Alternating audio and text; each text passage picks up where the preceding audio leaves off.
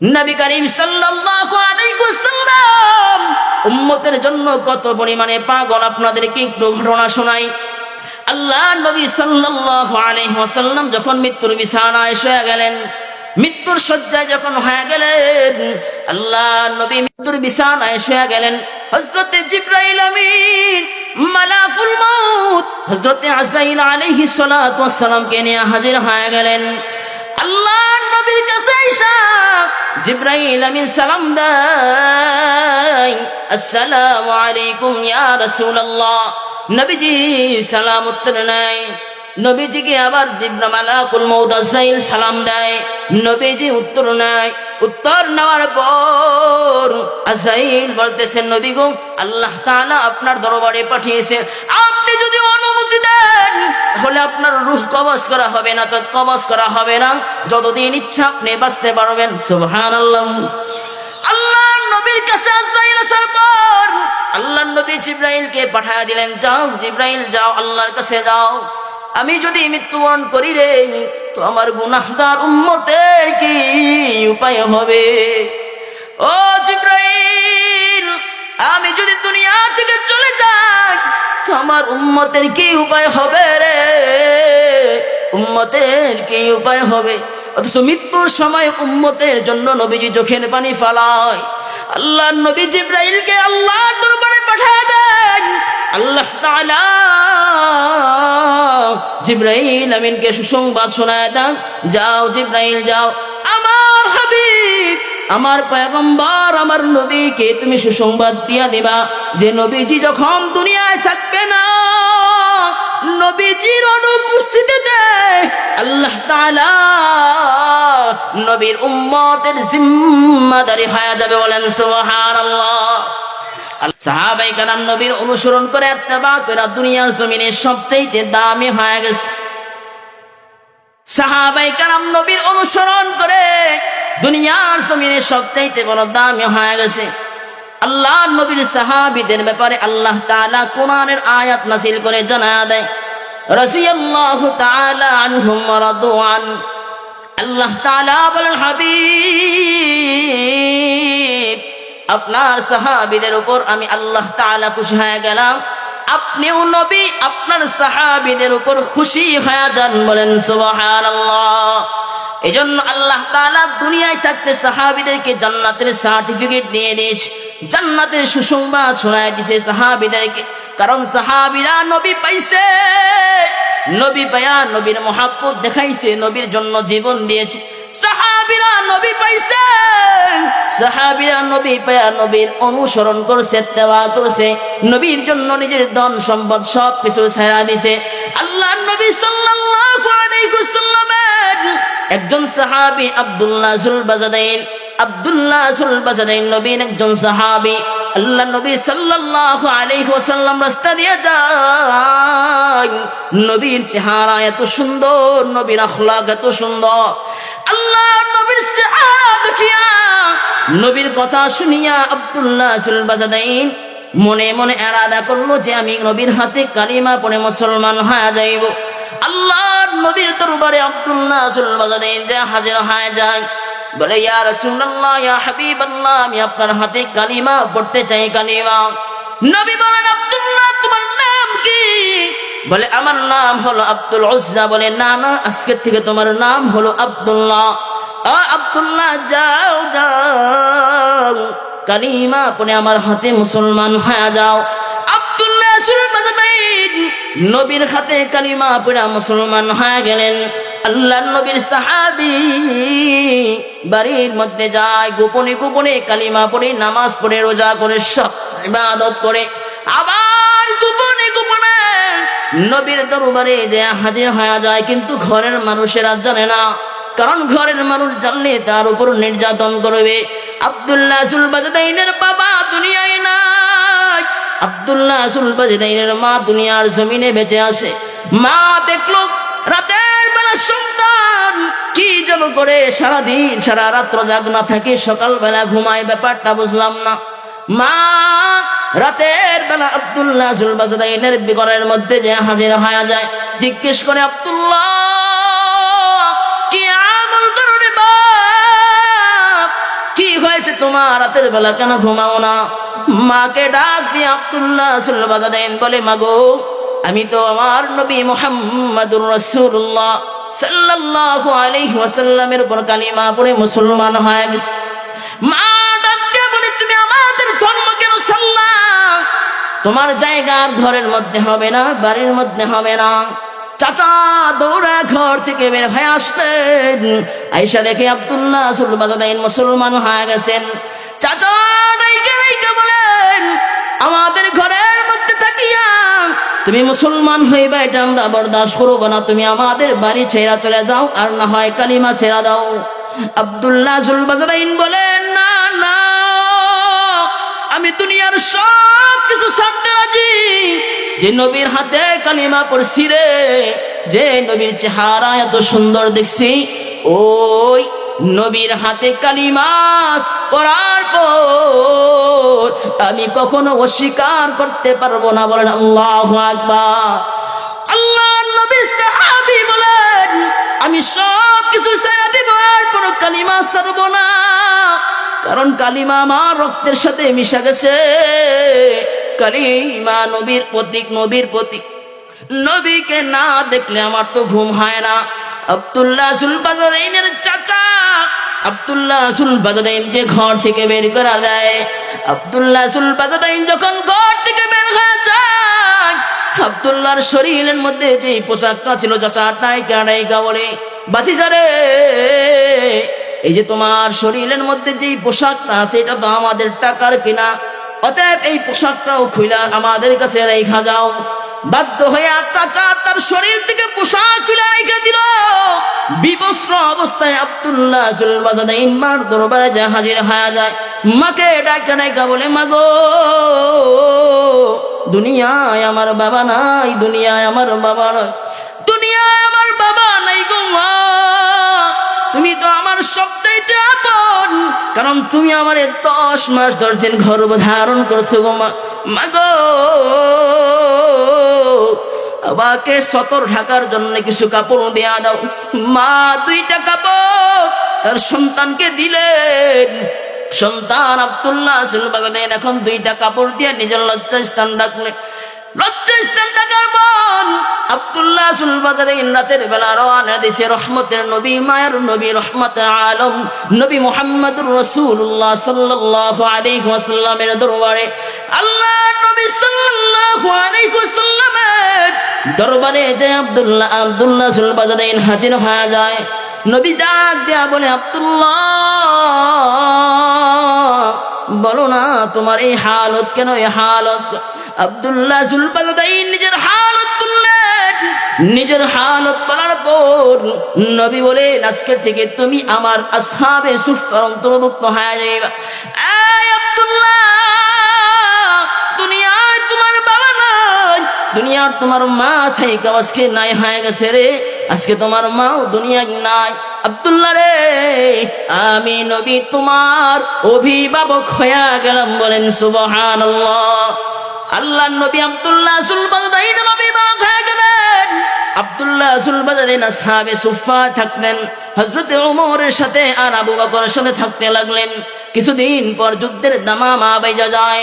যুদ্ধের দামামা বাজার পর আব্দুল্লাহ সুলবাজাদাইন যুদ্ধের জন্য প্রস্তুত হয়ে যায়। নবী করিম সাল্লাল্লাহু আলাইহি ওয়াসাল্লাম আব্দুল্লাহ সুলবাজাদাইনকে যুদ্ধে যাইতে নিষেধ করে। আব্দুল্লাহ সুলবাজাদাইন বলে, নবী গো, অনেক দিনের তামান্না, অনেক দিনের আশা, আমি আল্লাহর রাহে আপনার জন্য আমার জীবনকে যুদ্ধের ময়দানে দিয়ে দিব। বলেন সুবহানাল্লাহ। আর রাসূল বলেন সুবহানাল্লাহ। আব্দুল্লাহ সুলবাজাদাইন যুদ্ধের জন্য প্রস্তুত হয়ে যান। আল্লাহর নবী সাল্লাল্লাহু আলাইহি ওয়াসাল্লাম আব্দুল্লাহ সুলবাজাদাইনকে ধৈরা বলে, আল্লাহ ও দয়ার মালিক, আব্দুল্লাহ সুলবাজাদাইনের কেউ দুনিয়ায় নাই, হায় আল্লাহ আপনি আমার আব্দুল্লাহ সুলবাজাদাইনকে শহীদ করিয়েন। আয় আল্লাহ, আমার আব্দুল্লাহ সুলবাজাদাইনকে গাজী হিসাবে ফিরায় আনেন। আব্দুল্লাহ সুলবাদাইন চোখের পানি ফাড়ায় ফাড়ায় কান্দে আর বলে, নবী গো, আমার অনেক দিনের আশা, আমি শহীদ হব, আপনি কি দোয়া করলেন? আল্লাহর নবী বলেন, আব্দুল্লাহ, তোমার অন্তরে যদি খালিস নিয়ত থেকে শহীদ হওয়ার আর এই নিয়ত নিয়ে যদি তুমি ঘুমের ঘরেও মৃত্যুবরণ হয়ে যায়, বিছানার মধ্যেও যদি মৃত্যুবরণ হয়ে যায়, আল্লাহ তাআলা নিয়ত থাকার কারণে তোমার এই শহীদের মর্তবা দান করবে। বলেন সুবহানাল্লাহ। আব্দুল্লাহ সুলবাদাইন কিছুদিন পর অসুস্থ হয়ে গেল, অসুস্থ হয়ে দুনিয়া থেকে চিরবিদায় হয়ে গেল। আব্দুল্লাহ সুলবাদাইনের কেউ নাই। নবীজি আব্দুল্লাহ সুলবাদাইনের জন্য কান্দে। আব্দুল্লাহ সুলবাদাইনের কাফন দাফনের অনুমতি নবীজি দিয়ে দেন। আব্দুল্লাহ সুলবাদাইনকে কাফন দেওয়ার জন্য নবী তার শরীরের জামাটা খুলে দেয়া দেয়। সুবহানাল্লাহ। আব্দুল্লাহ সুলবাদাইন কাফন যখন জানাজা সম্মুখে চলে আসে, কে আব্দুল্লাহর জানাজা পড়াবে? নবী বলে, আমি আব্দুল্লাহর অভিভাবক, আমি নবী নিজেই জানাজা পড়াবো। নবীজি জানাজা পড়াইলেন, কে দাফন করবে? কেউ কবরে নামে না। রহমতে আলম নবী মুহাম্মদ রাসূলুল্লাহ সাল্লাল্লাহু আলাইহি ওয়াসাল্লাম স্বয়ং নিজেই কবরে নেমে গেলেন। আল্লাহর নবী কবরে নাইমা আব্দুল্লাহর দে সাহাবী, আব্দুল্লাহর দে, আমার হাতের মধ্যে আব্দুল্লাহর দাও। আল্লাহর নবী আব্দুল্লাহর নিজের হাতে রাইখা, মাটিতে রাইখা আব্দুল্লাহর চেহারা মুছে আর বলে, আল্লাহ, আমার আব্দুল্লাহ আপনার মুহাব্বত আর আমার মুহাব্বতে নিজের জীবন দিয়ে দিছে। আয় আল্লাহ, এই আব্দুল্লাহ সুলবাদাইন আমার মুহাব্বত করে তার মাকে ছেড়া দিছে, দুনিয়ার সম্পদ সব কিছু ছেড়া দিছে আমার মুহাব্বতের কারণে। আল্লাহ, আমি নবী আব্দুল্লাহর উপর খুশি, আপনি আল্লাহ খুশি হয়ে যান। বলেন সুবহানাল্লাহ। হযরত ওমর দৃশ্য দেখি আফসোস করে করে বলেন, আমি ওমর যদি এই স্থানে না হইয়া আব্দুল্লাহ সুলবাদাইনের স্থানে হইতাম রে, যে হাত নবী রাখছে, যে চেহারায় নবীর হাত লাগছে রে, আল্লাহ তাআলা ওই চেহারাকে জাহান্নামের আগুন হারাম করে দিছে। বলেন সুবহানাল্লাহ।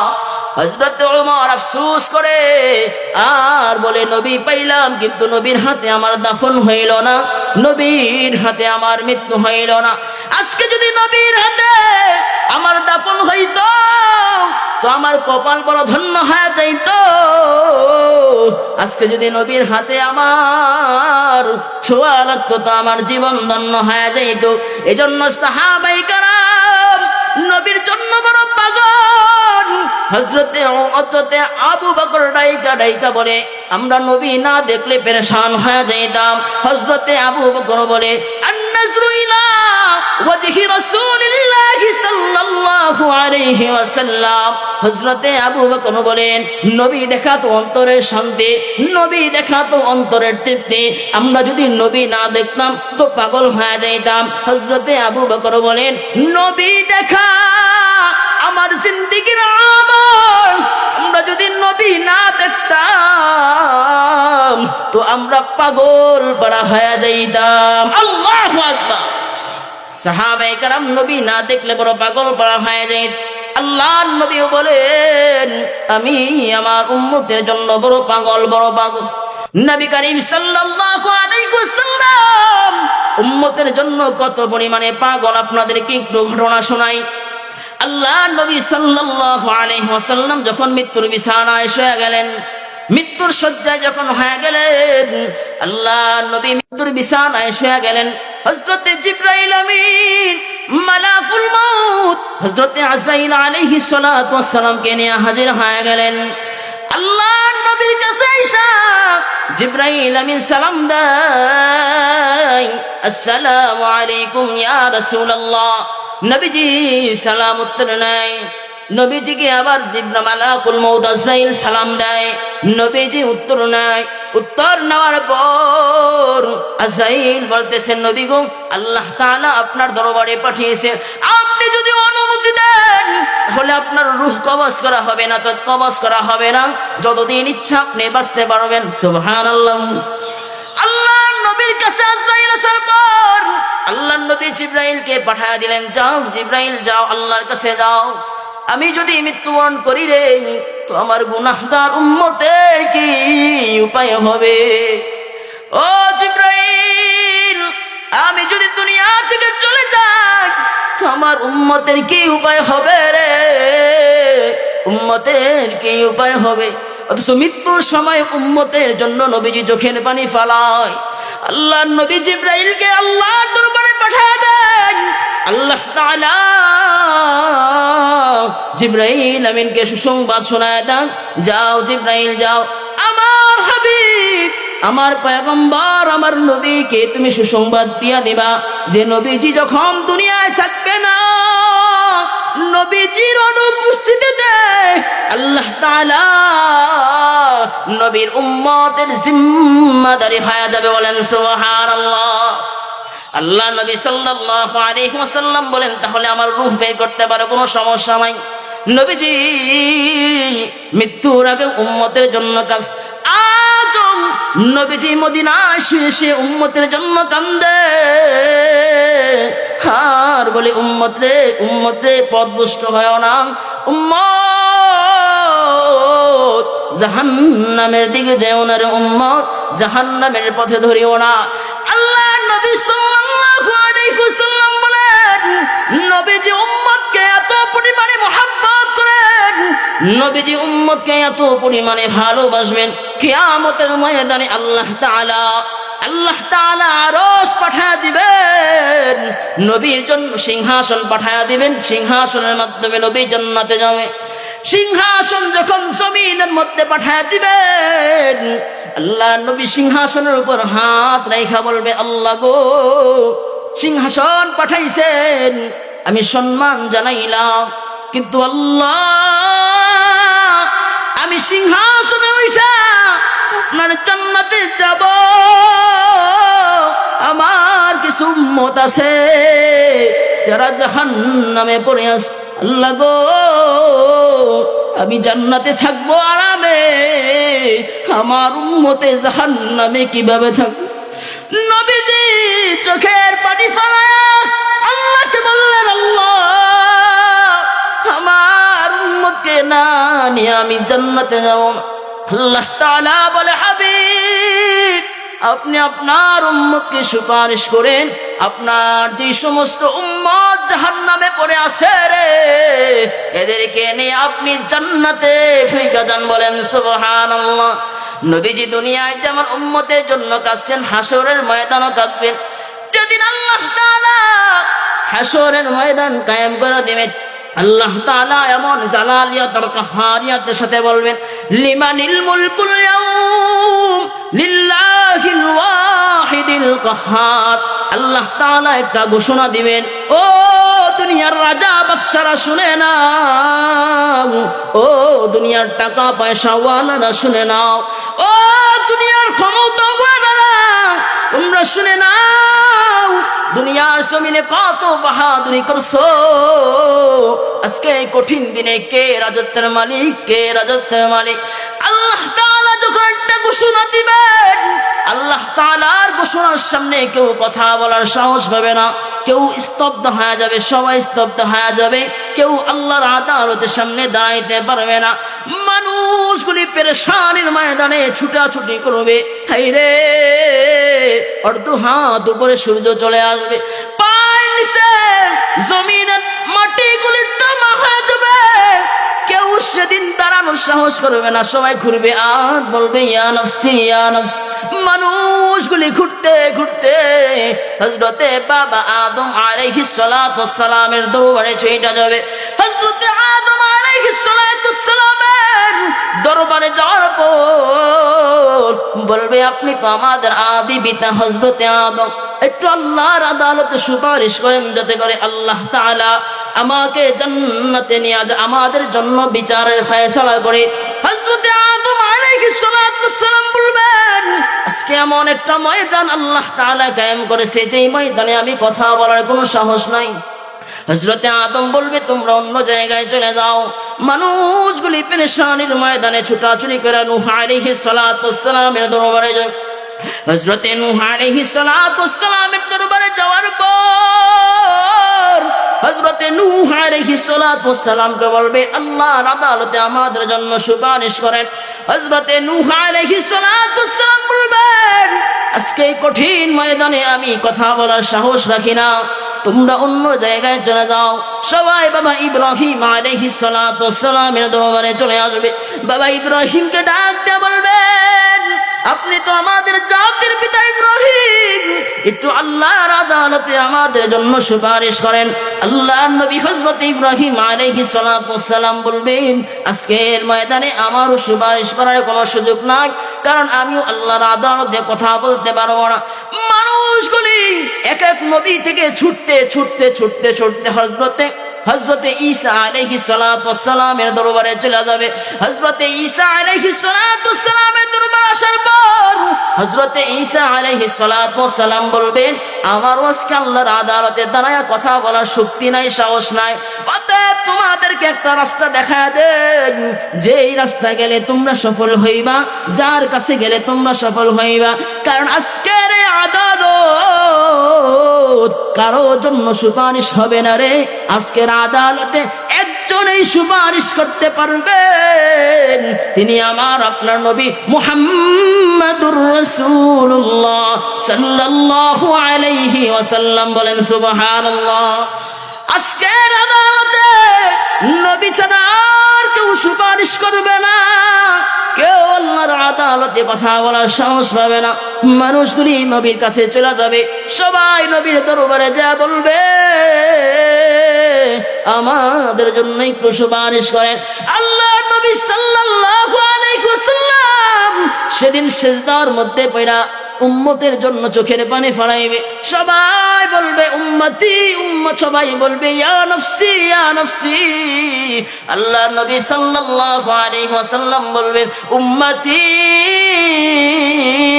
উম্মতি উম্মতি। আল্লাহর নবী সাল্লাল্লাহু আলাইহি ওয়াসাল্লাম সেদিন উম্মতের জন্য চোখের পানি ফলাবেন। নবীজি উম্মতের জন্য চোখের পানি এত পরিমাণে ফলাবেন আর আল্লাহর হামদ এবং সানা সিজদার মধ্যে পড়তে থাকবেন। আল্লাহর নবী সাল্লাল্লাহু আলাইহি ওয়াসাল্লাম বলেন কিয়ামত পর্যন্ত যত মানুষ আল্লাহর দরবারে হামদ এবং সানা আল্লাহর তাসবিহ পড়ছে রে, সবগুলো যদি এক পাল্লায় রাখা হয় আর এক সিজদায় কিয়ামতের ময়দানে আমি আল্লাহর দরবারে এত পরিমাণে হামদ এবং সানা পড়ব, সবগুলো যদি অপর পাল্লায় রাখা হয় তাহলে কিয়ামতের ময়দানে আমার এক সিজদার তাসবিহ পরিমাণও সমস্ত মানুষের তাসবিহর আকার হবে না। বলেন সুবহানাল্লাহ। আল্লাহর নবী সাল্লাল্লাহু আলাইহি ওয়াসাল্লাম উম্মতের জন্য চোখের পানি ফেলা ফেলা কাঁদবেন, উম্মতের জন্য কাঁদতে থাকবেন আর বলবেন উম্মতি উম্মতি উম্মতি। আল্লাহ তাআলা আরশ থেকে ডাইকা ডাইকা বলবেন হাবিব দুনিয়ার সমস্ত মানুষের চোখের পানি সহ্য করা যায়, সমস্ত মাখলুকের চোখের পানি সহ্য করা যায়, হাবিব গো আপনি কাঁদবেন, আপনার চোখের পানি সহ্য করা যায়। নবী গো আপনার চোখের পানি সহ্য করা যায় না, নবী আপনার চোখের পানি দেখলে আমি আল্লাহ তাআলা স্থির থাকতে পারি না, আমি আল্লাহ তাআলা আপনার চোখের পানি সহ্য করতে পারি না গো নবী। নবী গো মাথা উঠান আর কান্না করিয়েন না। নবীকে আল্লাহ তাআলা বলবেন হাবিব আর চোখের পানি ফালায়েন না। নবী এরপর বলবে উম্মতি উম্মতি উম্মতি। উম্মতের জন্য নবী কাঁদবে। নবী সেদিন ফাতেমার কথাও বলবেন না, নবী সেদিন নিজের আত্মীয় স্বজনের কথাও বলবেন না, নবী শুধু বলবেন উম্মতি উম্মতি। আল্লাহ তাআলা বলবেন হাবিব মাথা উঠান, কি চান বলেন হাবিব কি চান? আল্লাহ তাআলার কাছে আল্লাহর নবী বলবেন আল্লাহ গো আমার উম্মতের বিচার কাজটা শুরু করে দেন। আল্লাহ তাআলা বলবেন হাবিব বিচার কাজ শুরু হয়ে যাবে। আল্লাহ নবী আবার সিজদা লাগায়া চোখের পানি ফেলাবেন আর কাঁদবেন আর বলবেন উম্মতি উম্মতি উম্মতি। হায়রে আমি নবী তো উম্মতের জন্য দুনিয়ায় এত পরিমাণে কষ্ট করলাম, আমি নবীজি দুনিয়ার জমিনে নবীর জন্য এত পরিমাণে চোখের পানি ফেলাইলাম, আমি নবীজি নিজের শরীর থেকে রক্ত ঝরাইলাম, তায়েফের ময়দানে উম্মতের জন্য মায়ের খাইলাম, এই উম্মতের জন্য উহুদের ময়দান নিজের দাঁত মুবারক শহীদ করলাম, আমি নবীজি উম্মতের জন্য শিয়াবে আবি তালেবের মধ্যে গৃহবন্দী ছিলাম। নবী বলেন এই উম্মতের জন্য নবীজি কত পরিমাণে অখিদায় ছিলেন, না খায়া নিজের জীবন পরিচালনা করছেন, উম্মতের জন্য এত পরিমাণে কষ্ট করছেন। আল্লাহ নবী বলেন আমি দ্বিতীয় সিজদা লাগায়া দেব। আল্লাহ তাআলা বলবেন হাবিব মাথা উঠান, কি চান কি চান? বলে আল্লাহ আমার কিছু উম্মত জাহান্নামে আছে, এদেরকে উদ্ধার করতে চাই। আল্লাহ তাআলা বলেন যান নবী যান, আপনি যার ব্যাপারে সুপারিশ করবেন তাকে জান্নাতে নিয়ে যাবেন। নবীজি তার উম্মত গুলারে ধৈরা ধৈরা জান্নাতে নিয়ে যাবে। নবীজি আবার সিজদা লাগায়া দিবে। আল্লাহ নবী সিজদা লাগানোর পর আল্লাহ তাআলা বলবেন হাবিব কি চান কি চান? আল্লাহ নবী বলবেন আল্লাহ গো আমার কিছু উম্মত যাদের অন্তরের মধ্যে সামান্য পরিমাণ ঈমান আছে, এরা জাহান্নামে হয়ে গেছে গো, আল্লাহ এদেরকে জান্নাতে নিতে চাই। আল্লাহ তাআলা বলবেন জান হাবিব সুপারিশ করার পারমিশন দিলাম। আল্লাহ তাআলার দরবারে সুপারিশ করিয়া কিয়ামতের ময়দানে ওই সমস্ত উম্মতদের জাহান্নামে নেওয়া যাবে যাদের অন্তরে সামান্য ঈমান আছে। বলেন সুবহানাল্লাহ। অতএব বোঝা যায় নবী করিম সাল্লাল্লাহু আলাইহি ওয়াসাল্লাম দুনিয়ায় উম্মতের জন্য যত পরিমাণে মায়াশীল ছিলেন, আখিরাতেও নবীর জন্য এত পরিমাণে মায়াশীল হবেন। অতএব নবীর সুপারিশ আমার আপনার পাওয়ার দরকার আছে না নাই? জোরে করে বলেন আছে না নাই? যদি নবীর সুপারিশ পাইতে চান তাহলে আমার আপনার কি করা উচিত? বলেন কি করা উচিত? নবীর সুন্নতকে মানা উচিত, কথা বলেন ঠিক কিনা? এবং নবীর মার্কাজ তথা এই যে দেখেন আল জামিয়াতুল ইসলামিয়া মাদ্রাসা, এই মাদ্রাসা কিভাবে উপরের দিকে উঠতে পারে, এই মাদ্রাসা কিভাবে দায়েম এবং কায়েম থাকতে পারে, এর প্রতি আপনাদের মেহনত এবং শ্রমের দরকার আছে না নাই? আপনাদের অর্থের প্রয়োজন আছে না নাই? আপনারা সকলে যেভাবে হোক এই মাদ্রাসাকে রক্ষা করবেন, নবীর মার্কাজকে রক্ষা করবেন। হতে পারে এই মাদ্রাসার ওসিলায়, নবীর মার্কাজকে রক্ষা করার ওসিলায় আল্লাহ তাআলা আমাকে এবং আপনাদেরকে জান্নাত দিবেন ইনশাআল্লাহ। আল্লাহ তাআলা যে কথাগুলি বললাম আমাকে এবং আপনাদের সকলকে আমল করার তৌফিক দান করুন। সকলে জবান করে বলেন আমিন।